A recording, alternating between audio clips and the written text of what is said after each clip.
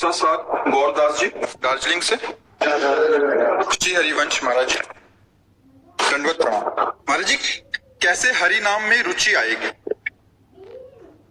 पहली बात तो है कि हरिनाम में रुचि प्राप्त करने के लिए हरिनाम जापक किसी महापुरुष का आश्रय लिया जाता है। भजन न होई संग बिनु भजन बिना नहीं प्रेम। साधन को हरि भजन है कै सत्संग सहाय। यदि हमें नाम जापक साधु का संग मिल जाए, उसकी शरणागति मिल जाए और हम उसके आदेशानुसार चले तो अविघ्न नाम हृदय में चलने लगेगा। जो मल विक्षेप आवरण है, बार बार विषयों का चिंतन होना, बार बार विषयों का आकर्षण होना भारी विक्षेप है नाम जापक में। मैं नाम जप कर रहा हूं, मैं बड़ा सतोगुणी हूं, मैं जितेंद्रिय हूं, ये अहंकार आवरण है और पूर्व पाप से जो वासनाएं हो मल है।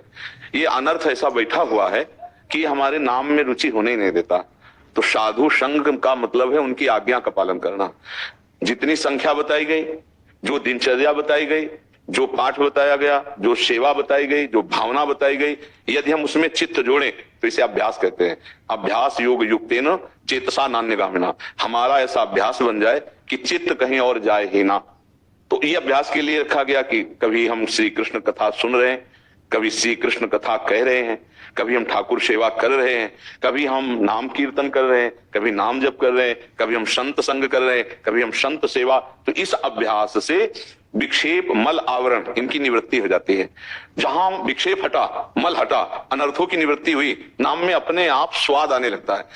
पहले महत्व बुद्धि हो जाए कि नाम से बढ़कर के कोई साधन नहीं, कोई वस्तु नहीं। देखो हम लोग कितना नाम को छोटा समझते हैं।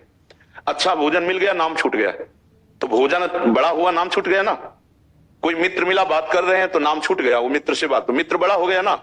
जबकि त्रिभुवन की राजलक्ष्मी देने पर भी जो आधे पल के लिए अपने प्रभु का नाम ना छोड़े उसे कहते हैं भक्त, भागवत, महाभागवत। त्रिभुवन की राजलक्ष्मी देने पर भी आधे पल के लिए जो अपने आराध्य देव के नाम को ना छोड़े वो महाभागवत। तो पहली बात तो नाम जापक को चाहिए कि किसी नाम जापक संत का आश्रय ले। दूसरी बात, जो आज्ञा हो उस पर चले।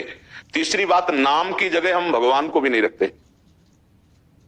आप समझो, नाम हमको इतना गुरु प्रदत्त प्रिय होना चाहिए कि भगवान आ जाए, श्री कृष्ण चंद्र जी को कह दे नाम छोड़ो, हम तो आ ही गए, तो हम ये कह देंगे कि महाराज आप रुको या जाओ, पर हम नाम नहीं छोड़ सकते, क्योंकि गुरु ने जो नाम दिया उसी के बल से आप आए हैं। अब हम नाम नहीं छोड़, तो वो कभी आपको छोड़ नहीं सकते। जो नाम है वही कृष्ण है, जो कृष्ण है वही नाम है। ऐसा अभेद होते हुए भी नाम गुरु प्रदत्त जो इतना महिमाशाली कि भगवान को भी उस नाम के, यद्यपि अभेद है, यद्यपि उन्हीं की प्राप्ति है, पर वही आके कहते नाम छोड़ दो, मैं तो मिल गया, तो उपासक नाम नहीं छोड़ेगा।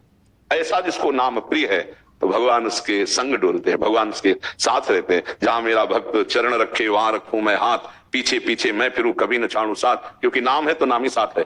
नाम नामी अभेद होते हुए भी नाम हमारे लिए इतना महत्वपूर्ण हो जाए।